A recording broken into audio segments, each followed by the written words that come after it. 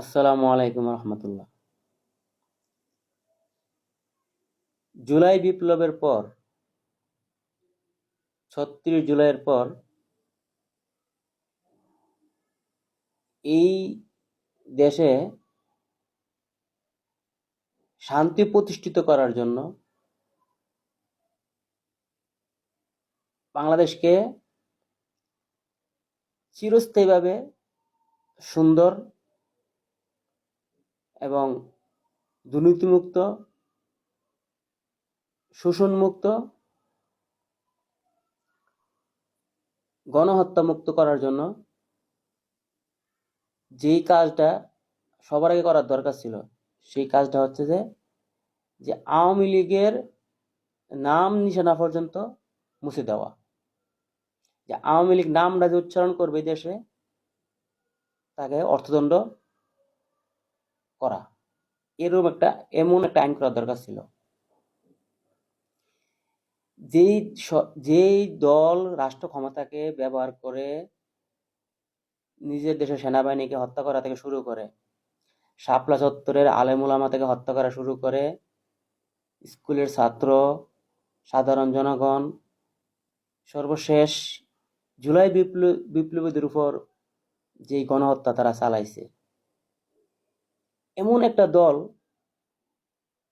মানে আমরা আসলে এটা খুব দুঃখজনক যে আওয়ামী লীগের যে সফট পাওয়ার যারা আছে, আওয়ামী লীগের যারা আওয়ামী লীগকে আবার এই দেশের মধ্যে মানে প্রতিষ্ঠিত করার জন্য যে বুদ্ধিজীবীগুলা, যে মিডিয়া হাউসগুলা, যে সাংবাদিকগুলা, প্রশাসনের যে অংশগুলা কাজ করতেছে, তাদেরকে আমরা সুযোগ দিয়ে রাখছি। এই বিপ্লবের পর আওয়ামী লীগকে খুব দয়া করা হয়েছে।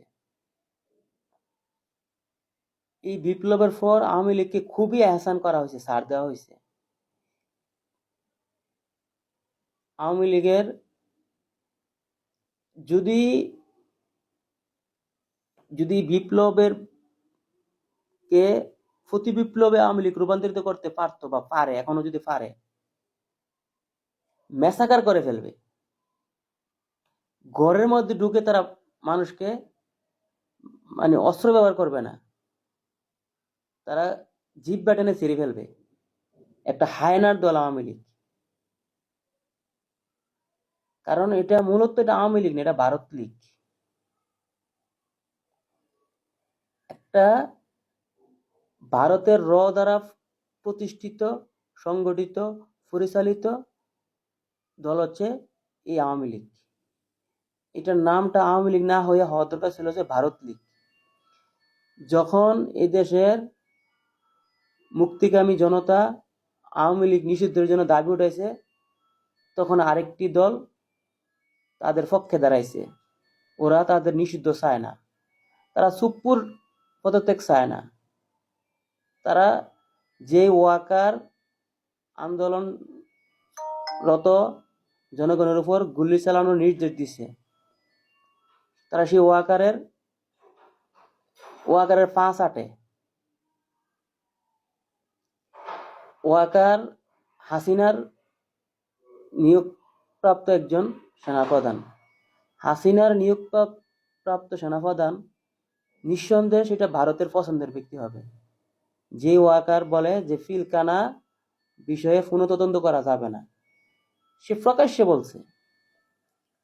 আজকে উসমান হাদি রাজপথে গুলি খেয়ে রাস্তায় যখন লুটিয়ে পড়ে, তখন জুলাই বিপ্লব আর্তনাদ করে ওঠে। এই সাহস, এই সুযোগ কারা করে দিছে? যে উসমান হাদির মতন একজন বিপ্লবী সৈনিককে এইভাবে প্রকাশ্যে দিবালোকে রাজপথে গুলি করার সাহস, সুযোগ কারা করে দিছে? জার্মানির নাৎসি পার্টির মতন আওয়ামী লীগকে এমনভাবে ব্যান করা উচিত চিরস্থায়ীভাবে, যে আওয়ামী লীগের নামটা উচ্চারণ করলে এর পক্ষে, আওয়ামী লীগের নামটা উচ্চারণ করলে যেন তাকে অর্থদণ্ড বা কারাদণ্ড ভোগ করতে হয়। এমন করা উচিত ছিল। দেশের মধ্যে ক্ষমতায় যাওয়ার জন্য রাজনৈতিক দলগুলোর মধ্যে প্রতিযোগিতা থাকবে, মঞ্চের মধ্যে একদল আরেক দলকে কটূক্তি করবে, কিছু খারাপ কথা বলবে, কিছু গালিও দিবে। এগুলো রাজনীতির মধ্যে কম বেশি সারা বিশ্বে আছে। মুখের কথা দিয়ে একজনকে আরেকজন আক্রমণ করা, রাজনৈতিক প্রতিযোগিতা করা, হ্যাঁ, মেঠো বক্তৃতা, এগুলা রাজনীতির মধ্যে এগুলো থাকবে, এগুলো সমস্যা নাই, এগুলো রাজনীতির একটা অংশ। কিন্তু ক্ষমতায় যাওয়ার জন্য নিজের জনগণকে হত্যা করা, ক্ষমতায় টিকে থাকার জন্য নিজ দেশের জনগণকে হত্যা করা, ক্ষমতায় টিকে থাকার জন্য সেনাবাহিনীকে হত্যা করা, ক্ষমতায় টিকে থাকার জন্য এমন দেশকে বিক্রি করে দেওয়া আরেক দেশের কাছে, ওইটা তো রাজনৈতিক দল হইতে পারে না। যেই দল এটা করবে, এটা কি রাজনৈতিক দল? এই আমরা যেখানে আওয়ামী লীগের নাম উচ্চারণ পর্যন্ত বন্ধ করা, নিষিদ্ধ করা চাই, সেখানে মাসুদ কামাল, হ্যাঁ, তারপর এই ডক্টর জাহেদ, তারপর এরকম কিছু বুদ্ধিজীবী, সাংবাদিক, ভারতের দালাল, তারা আওয়ামী লীগকে মানে নির্বাচনে চায়, যেখানে আমরা আওয়ামী লীগের নামটা পর্যন্ত নিষিদ্ধ, মানে উচ্চারণ করা নিষিদ্ধ চাই, বেআইনি ঘোষণা করা হোক যে আওয়ামী লীগ নামটা উচ্চারণ করা যাবে না। এই যখন মানুষ এই দেশের জনগণের চাওয়া, তখন এক শ্রেণীর বুদ্ধিজীবী এই কফি খাইতে খাইতে এই শরীরকে হেলিয়ে দুলিয়ে একদম এই মানে খুব এই সাজিয়ে গুছিয়ে তারা আওয়ামী লীগকে আবার এই দেশের মধ্যে নিয়ে আসা, আওয়ামী লীগকে নির্বাচনে অংশগ্রহণ করতে দেওয়া, তারপর এই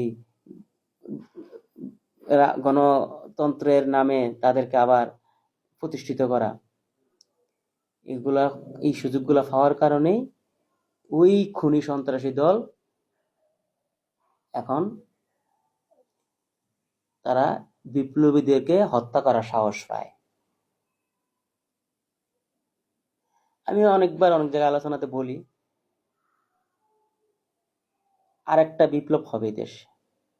বিপ্লব পরিপূর্ণ হয় নাই।